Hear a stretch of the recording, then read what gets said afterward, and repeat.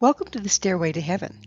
We're coming to you bringing insights into the ever-changing high-frequency currents now bathing the planet and their effect on us all, the source of vital information for the evolving human being. I'm Gwilda Wiyaka. Self-discovery and personal power. Most of us think we know who we are, yet in fact the very things we identify with are usually who we are not. What do I mean by that? From birth to death, we're conditioned how to be. What is good, bad, desirable, or undesirable is dictated by the systems in which we are immersed. How we look, what we say, how we act are all scrutinized and judged throughout our formative years and beyond. We soon learn what we must project to be acceptable and what expression to avoid so that we're not judged against. This conditioned set of behaviors, beliefs, and reactions becomes such an intrinsic knee-jerk way of responding, most of us are clueless that we're not standing in the authenticity of who we are. Having an assigned set of acceptable behaviors is very limiting. We're living in rapidly changing times with adaptability and mobility are paramount to survive. If some of our natural expression has been judged against and therefore cast out of our repertoire, we're neither flexible nor adaptable. The duality of judging things either good or bad and acting accordingly is rapidly failing as our world expands towards unity. It's much like standing still. One would think there's no effort involved in simply standing, but a huge number of muscles engage and disengage every second to make the posture possible. The act of breathing impacts our center of gravity and must be compensated for to remain upright. The movement of the earth under our feet requires constant adjustment on our part. Even a slight breeze involves counterbalancing to remain standing. If we were to find one set of muscles acceptable and judge against their opposite and therefore not use them, we would soon fall flat on our faces. The same is true of expression. Every expression carries frequency. There's an appropriate time and application for every frequency to maintain balance. I remember my first attempts at keeping a fish tank. I was trying to master maintaining the proper pH. Was it good to add base? Only if the tank was too acid. If the tank was already too base, adding more base was bad. It would kill the fish. To keep the fish alive and healthy, I needed to have both acid and base on hand and not be afraid to use either when the situation required it. Life is like that. To everything there's a season, a time to every purpose under heaven. If we've judged against and discarded any expression or frequency, we're dead in the water come time to use it to maintain balance.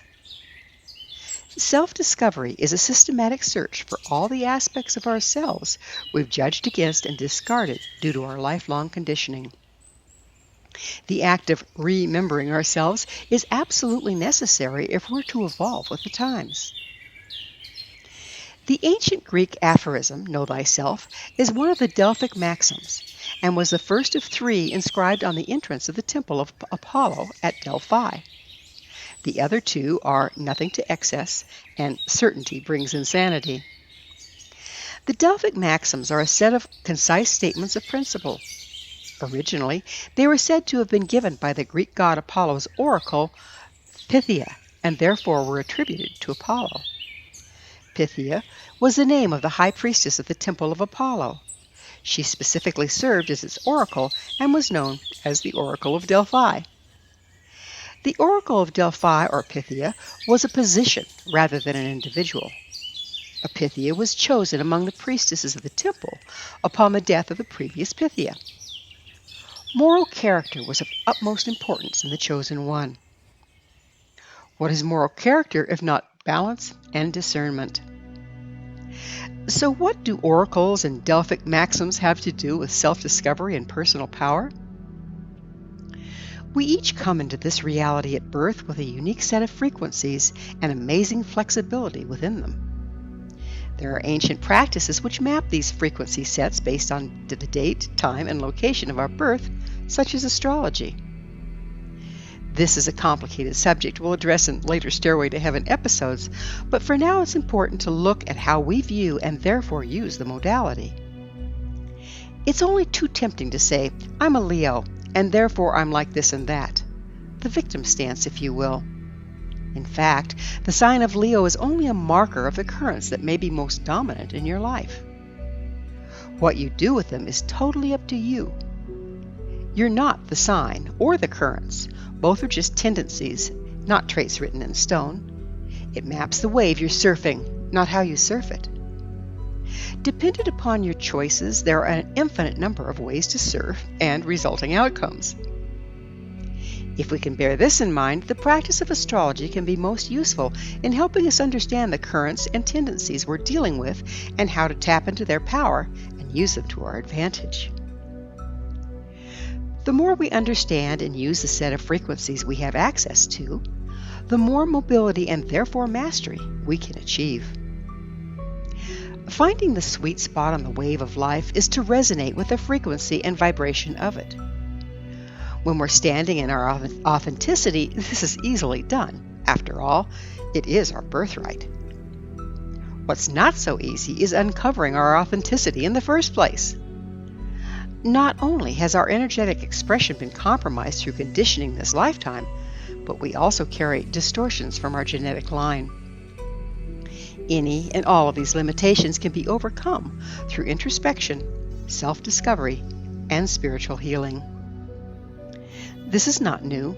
Many ancient practices, such as astrology and shamanism, contain tools and guidance to help navigate the hidden waters of the authentic self.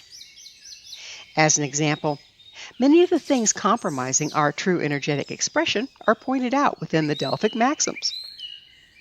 Maxim number 1, know thyself.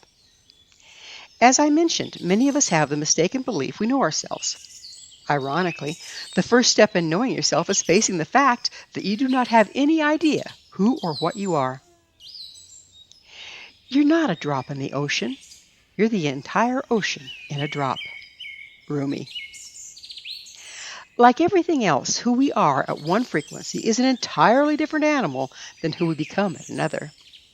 Ultimately, it's not a question of who we are, as we indeed are the entire ocean in a drop.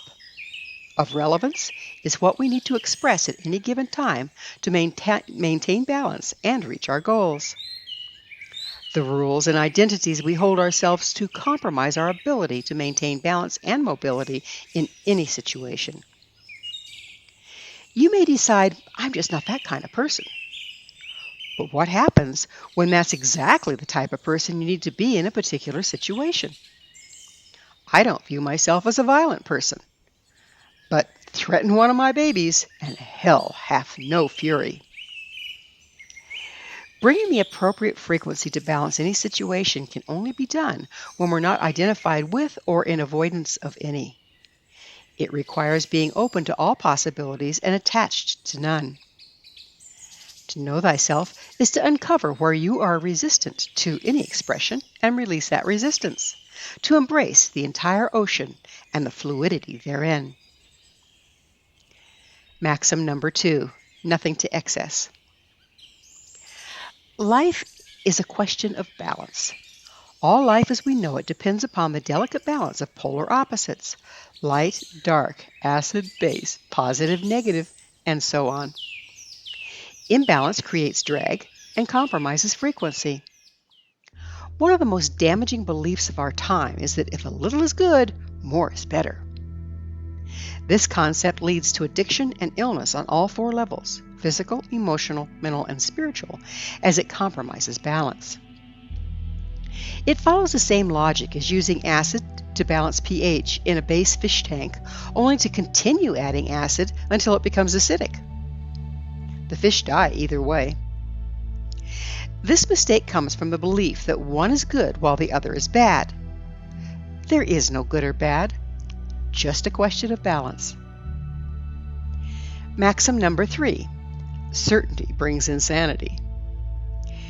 We all like certainty. It makes us feel safe and in control. Yet what is true at one frequency, water is liquid, becomes false at another, where water becomes steam. As we're confronted with the rapidly shifting frequencies and therefore realities of our time, the surest way to abort evolution is to decide we know and glom on to a dubious fact and apply it to all situations and frequencies. Doing the same thing in the same way and expecting different results is one definition for insanity. Nonetheless, we cling to supposed certainty of a fact, even when the frequency changes, rendering it false. We continue to try and impose it onto our world. We can all understand the results of trying to guzzle steam as if it were still liquid, yet holding to an obsolete certainty makes no more logical sense than attempting to drink steam. So where does personal empowerment come in? We embrace our full range of expressions and learn to work with intention. We're free to surf the wave of life according to that which we wish to experience. Our intention sets the stage of possibilities in such a way that what we need to do is to tend to the balance of the situation at hand and take the appropriate action at the optimum time. Much like riding a bike, we have a destination in mind and set our intention to get there. If we then stay balanced on the bike, pedal and brake at the proper moments, and take the necessary turns, we will arrive at our chosen destination. Take away access to any one of these necessary equal but opposite activities, pedal or brake, turn or go straight, lean and counterbalance, and we will fall. The more access we have to the wide range of personal frequency, the more tools we have to create the outcome we desire. In this way, you can not only foretell your own future, but create it from the raw materials at hand. To be an effective co-creator of your experience, you not only need frequency, flexibility, and internal agreement, you also need, like I said, internal agreement. This is part and parcel of remembering who you are. The conditioning we have all been subject to has resulted in conflicting internal messages and judgments that will sabotage our balance and ability to manifest. I call these messages yabbits. It will often go something like this. I intend to learn to play the guitar, followed by, yeah, but it's really hard to learn and I'll never be very good at it. These seemingly benign messages negate our intent and cripple our ability to manifest. The antidote? Anytime a seemingly random negative thought goes through your head while you're trying to set intention, take time to write it down in your journal. Then compose an equal but opposite statement to cancel it out. I'm fully capable of learning to play the guitar with ease. Every time the self-defeating thought pops into your mind, state the antidote out loud 3 times. This is simple physics and utilizes the equal but opposite frequencies' ability to cancel each other out to your advantage. It's amazingly effective. If you want to find the secrets of the universe, think in terms of energy, frequency, and vibration. Nikola Tesla. When we can accurately express our natural energy, frequency, and vibration, we become masters of reality. Consciously setting our intent and applying the required frequency corrections at the appropriate times enables us to surf the waves of life. In so doing, we harness their power and are propelled to the outcome we desire. Or we can always hang on to our old beliefs and limitations of who we are and be scraped across the bottom of the ocean by every crashing wave. Thank you for joining me, Gwilda Wiyaka, on the Stairway to Heaven, where we provide updates on the energetic currents facilitating our evolution into conscious, powerful co-creators. As I'm sure you've noticed, not only do the Stairway to Heaven episodes stand alone, but they weave together to form a map to evolution and personal empowerment as we enter the new era. To revisit this or any of our past episodes, visit our archives at www.stairwaytoheavenmedia.com. If you'd like to find out more about me, my school, and the evolutionary tools we offer, visit www.findyourpathhome.com. Until next time, may you be blessed on your sacred path to wholeness. We are here. The time is now.